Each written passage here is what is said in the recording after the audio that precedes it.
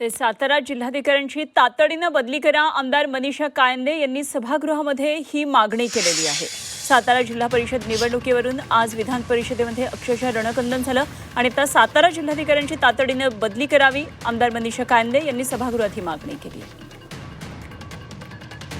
SP आहेत त्यांना बडतर्फ केलंच पाहिजे, प्रश्नच नाही, परंतु जे जिल्हाधिकारी आहेत त्यांची सुद्धा तिथून तात्काळ बदली केली पाहिजे। कारण याची न्यायालयीन चौकशी व्हायची असेल तर ज्या ज्या लोकांनी हे सगळं घडवून आणलंय, खरं तर जिल्हाधिकारी असतील, सीओ असतील किंवा एसपी असतील, यांचं काम प्रथम हे आहे की निवडणूक सुरळीत पाडण्यात यावी।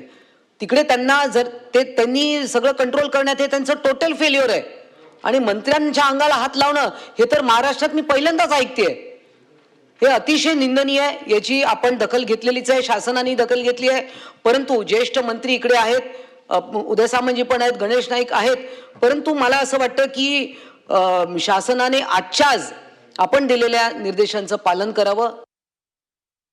तशा प्रकारे जे प्रशासकीय अधिकारी या संपूर्ण घडामोडीसाठी जबाबदार आहेत त्या सर्वांची बदली करावी, काहीतरी कारवाई करावी, अशा प्रकारची ही मागणी होती। मनीषा कायंदे यांनी मागणी केलेली आहे, ती म्हणजे साताऱ्याचे जिल्हाधिकाऱ्यांची बदली करण्यात यावी अशी त्यांनी मागणी केलेली आहे। सातारा जिल्हा परिषद निवडणुकांसंदर्भात महत्त्वाच्या घडामोडी आज विधान परिषदेमध्ये घडलेल्या आहेत। आज सकाळच्या सत्रात चर्चेच्या वेळी शिवसेनेचे आमदार आणि भाजपचे आमदार यांच्यामध्ये जुंपल्याचं पाहायला मिळालं। जयकुमार गोरे आज आक्रमक झालेले होते, तर शिवसेनेचे मंत्री सुद्धा आक्रमक झाल्याचं पाहायला मिळालं।